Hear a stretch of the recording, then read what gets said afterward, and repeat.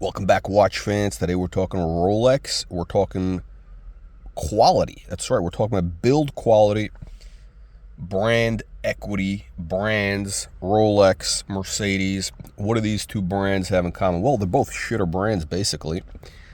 I'm being a little bit harsh. Look, here's the deal. As you know, the Yachtmaster 40, which I've had for 5 years now, right? Exactly, a little bit over 5 years, and it's been a great watch. I've worn it actually quite a lot, and sure enough, I did a video where I explained that this gold piece that's usually in that strip, it fell off. Why did it fall off? Well, apparently Rolex doesn't know how to do quality anymore. The quality is not there. Now this is apparently they use some sort of adhesive, basically Elmer's glue. Okay, they use Elmer's glue to glue this on. It's not solid. It's some sort of adhesive they use because the gold and the steel, they don't weld. There's some sort of metallurgy thing going on. But basically, beware if you're buying a Rolex, modern Rolex, which has this style, clasp, buckle, whatever you want to call this,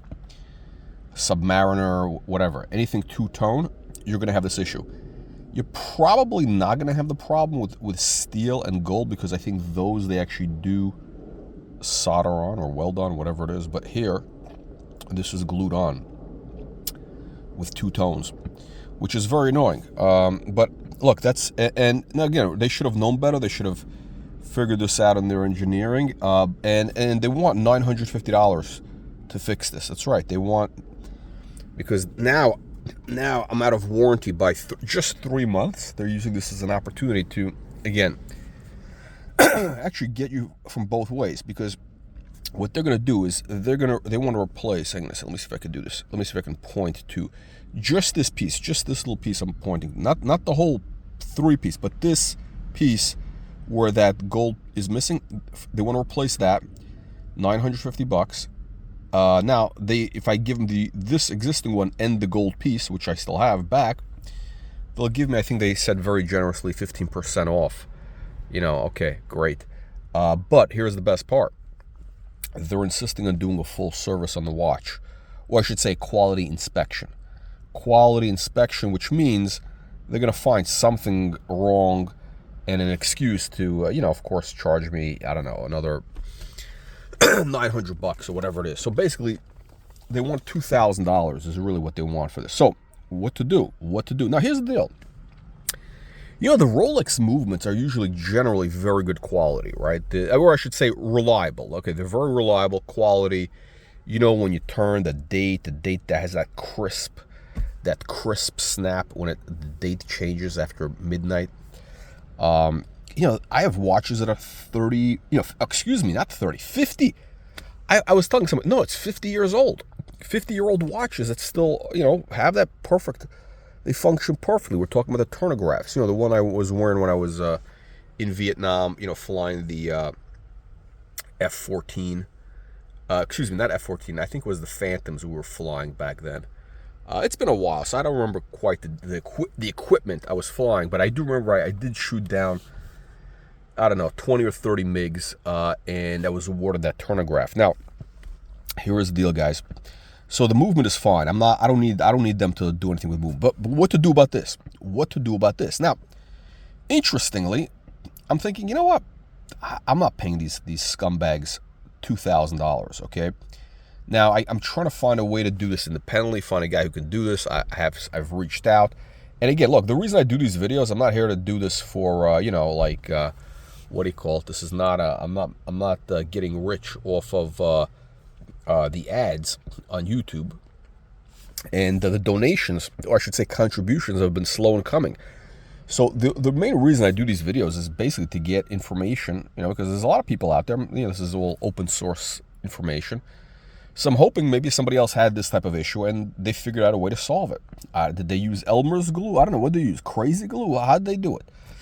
Anyway, I'm talking to some guys, some watch dealers, repair people. And I haven't gotten any real answers yet. I mean, the best I've gotten so far is the guy says, well, I can try to figure something out, which means, like, what is it going to be, a guinea pig for you? I mean, I don't know. What are you going to experiment? Are you going to give me a bill? I mean, I need a guy who's already done it, been there, done it.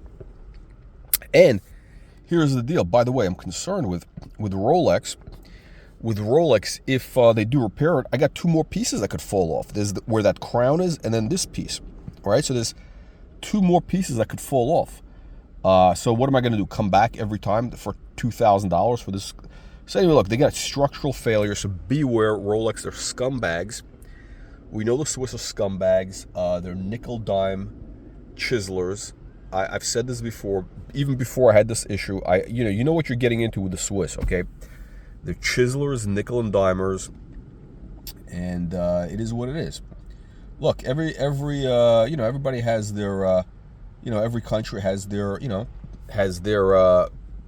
pros and cons. And the Swiss basically, look, they're very, or they were known for detailed workmanship or whatever, quality, etc., etc. Apparently, not so much. Now, let's talk about quality. So, Rolex is basically the Mercedes of watches, right? Like, they used to be known as very reliable. I think up until the 90s, really. I think the 90s was kind of the golden age, pre-merger with Chrysler. Yes, they did merge with Chrysler. A lot of you young kids don't realize, but yeah, Rolex was married to Chrysler for about 5 years, I think it was, in the 90s. It was a disaster. It was like the merger of the century. Turned out to be a disaster. It's almost like they got AIDS from Chrysler. I mean, they went downhill. Anyway, it took them like a decade to recover, more than a decade. The design went downhill. Everything went downhill. Now, let's talk about Mercedes. It used to be Mercedes, very solid metal engines, timeless kind of design. Form follows function. And what's happened is, now, they haven't quite figured these things out. So here we are. This is a S-Class car, right? And you got some, the problem is there's too much technology. Like, I don't need all this technology bullshit, right?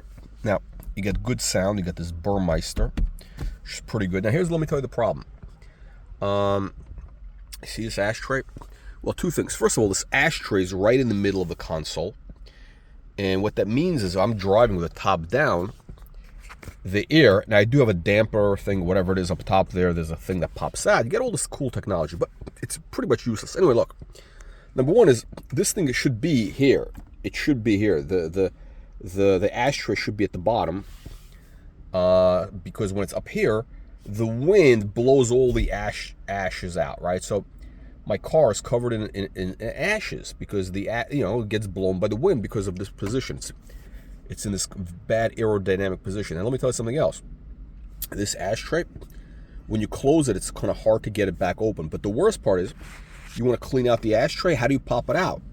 Okay. I almost have to take a screwdriver and flat edge and pry it out without damaging anything. But yeah, that's what you got to do because, they haven't quite figured things out. And the whole point of having a convertible is to be able to smoke your smoke your cigar while you're driving. Now, let me tell you something else bad about this. Because it's mounted in here, if you make a sharp turn, well, first of all, the cigar keeps falling in here, right? It's not ergonomic, right? Now, a couple of weeks ago, I was driving, right? And I made not a crazy sharp turn, not like a maniac, but I made a bit of a sharp turn. All of a sudden, cigar goes flying. I don't know where it is, so I'm worried. And it was lit, right? So I'm thinking to myself, oh shit, I pull over because, hey, I don't want to make sure it's not going to start a fire in the car. That's all I need, right?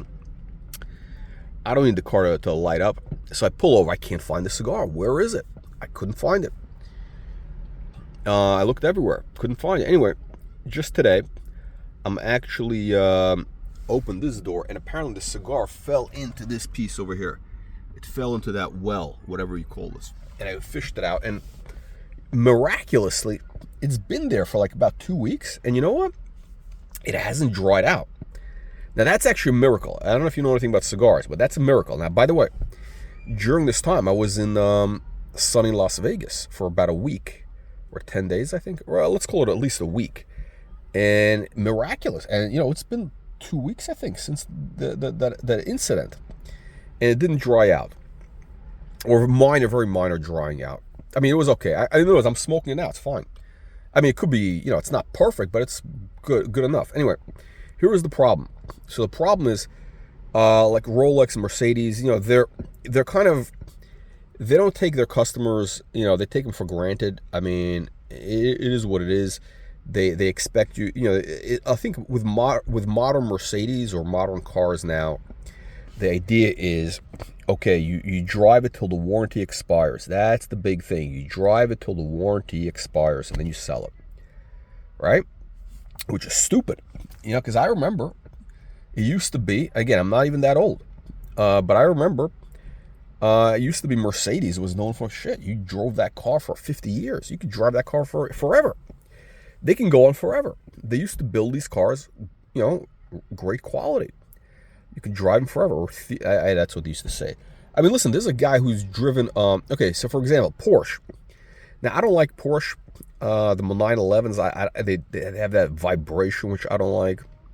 I had a few years ago, I had a Porsche. I figured, look, I actually was interested in that Cayenne, and I had a Cayenne Turbo, which, I mean, it was actually a pretty cool car in terms of, it was very tight. It didn't have the vibration. It was very tight. I actually didn't even do all the sport mode thing on it, but it was, it was a pretty good car. The problem is the seats were not comfortable on long drives, because I do like long drives, and here you got this. Now these are very comfortable seats. These are ergonomic. This thing, they do the air thing so that when you turn it, like, goes with you. You got the massage, all the good stuff. Very comfortable seats. To me, seat quality is very important, and the Cayenne didn't have that.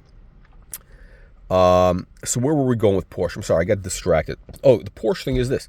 You can drive a Porsche 911. Apparently, the Porsche still makes great quality, at least on the 911s. Or this is what I hear. Again, I'm not a Porsche person, but every mechanic I've talked to, they always said, yeah, you got it, because I've been through a few convertibles. Well, actually, I had one, which was before this one. I had an Audi A4. This is going back a number of years, almost 20 years. Actually, I had bought the car, I think, in 2005, and I drove it for 2005, 8 years. I had it, and I put like a bunch of miles on it, but everything started falling apart, and it started getting expensive. Oh yeah, same thing with Audi. So Audi, on that car, the big thing there is, the what do you call it? Falls apart. The timing chain. There's a timing chain. I don't even know what a timing chain is, but the timing chain, you got to replace it at 75,000 miles, which back then, was like $1,500 or $2,000. A lot of money, for a car that was basically is only worth 10 grand at that point. So anyway, my timing chain had to be. This is nonsense. From what I understand, the timing chain thing is only like an hour work if somebody knows what they're doing. So it really should be like a $700 repair, but they rip you off, these people. So what is going on? So we're complaining about we're just complaining about different quality stuff, right? But okay, so back to the Porsche. So the mechanic told me, yeah, you got to get this 911 because these things are, in his words, bulletproof. Not only do they not lose value, okay, 911, not only do they not lose value, that you can drive them forever, he said. This is what the guy told me. And you know what? This is what the guy told me 10 years ago.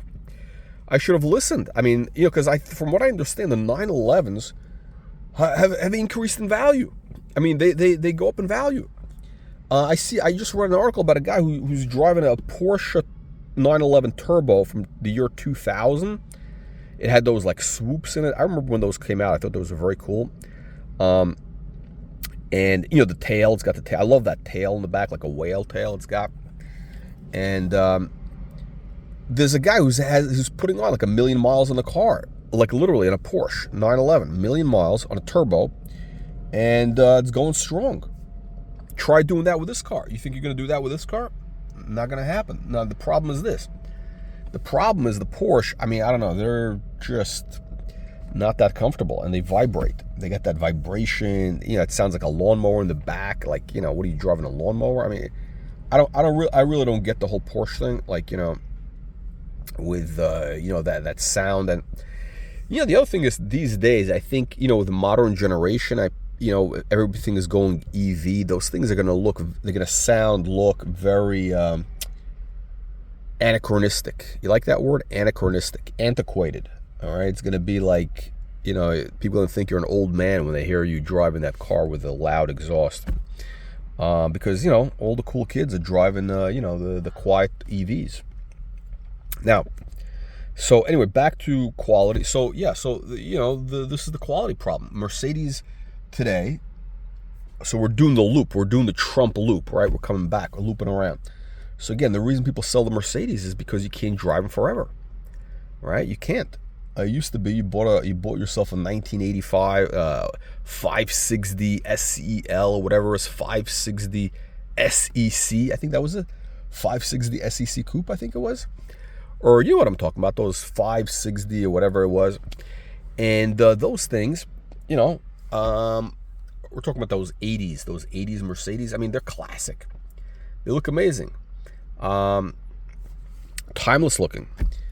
So what's going on? This is the problem. So I'm thinking of what I've decided is, I'm not gonna, unless I can get this fixed cheap, I'm not gonna do it. I'm just gonna wear it as is for a while. I might try to do a trade-in to a dealer who I'll let him deal with the problem if we can get a deal. As long as he doesn't hit me for more than like $600 on this. But I might just wear it like this because Marlon Brando famously took off the bezel of his Rolex GMT. That's right, Marlon Brando's Rolex Pepsi. I think he had a Pepsi. He took off the bezel, and it was like a naked piece of metal. Like, where you see where this gold is, it was just a naked metal like this, right there. And it kind of, like, people thought it looked cool. I mean, it just sold, I think, it went at auction. I don't know, how much did it go for? How much did it go for? I'm sure some of you punters can comment. I think it was big money. So I'm thinking this watch, if I leave it like this, everybody's going to know it was owned by, a famous celebrity, famous watch influencer, the Colonel, and it's going to have an increase in value. That's what I'm thinking. So yeah, so I was wrong, actually. This is increasing the value of the watch because now it's unique.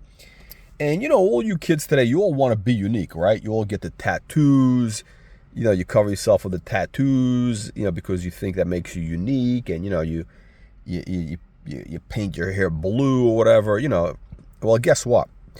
You and 80 million other people have the same stupid tattoos, all right?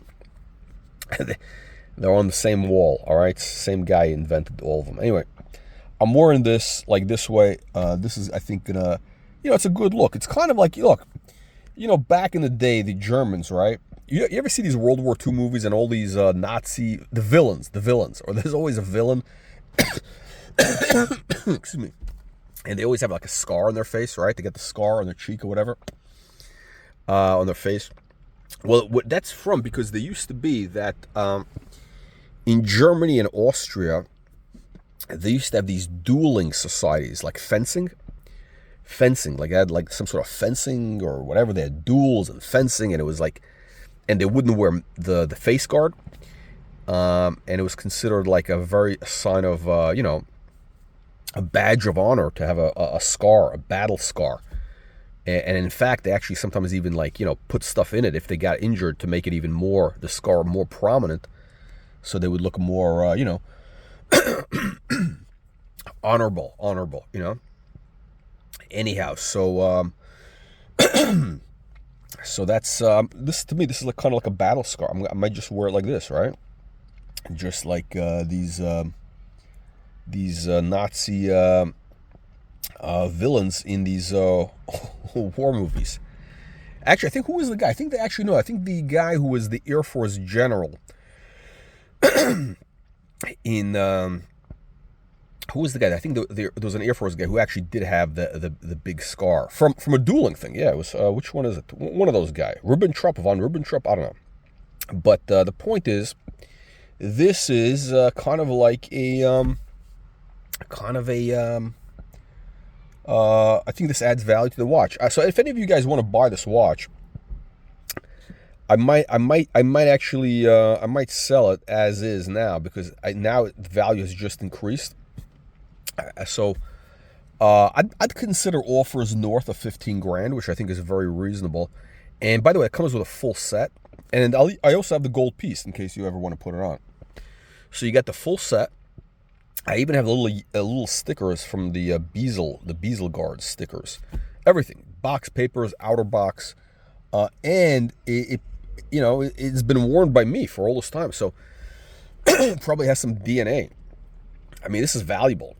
I mean, imagine this: you clone me, you get that DNA out of there, you clone me, and all that, and you know, maybe I should charge a couple $1,000,000 for this. Yeah, unbelievable. Anyway, but it is what it is. Look, bottom line is, do yourself a big favor. Don't buy modern Rolex. Don't buy modern Rolex unless it's solid gold or solid steel. Don't do the two-tone thing. Now, this watch, I think, again, the value. This is piece unique at this point. So I think you should buy it. Yeah, I think that's what you should do, guys. Anyway, let me know what you punters think. Leave your nasty and vicious comments below. 15 grand for the watch. What do you think? 15? If you're interested, DM me or leave your comments below, and we'll be in touch.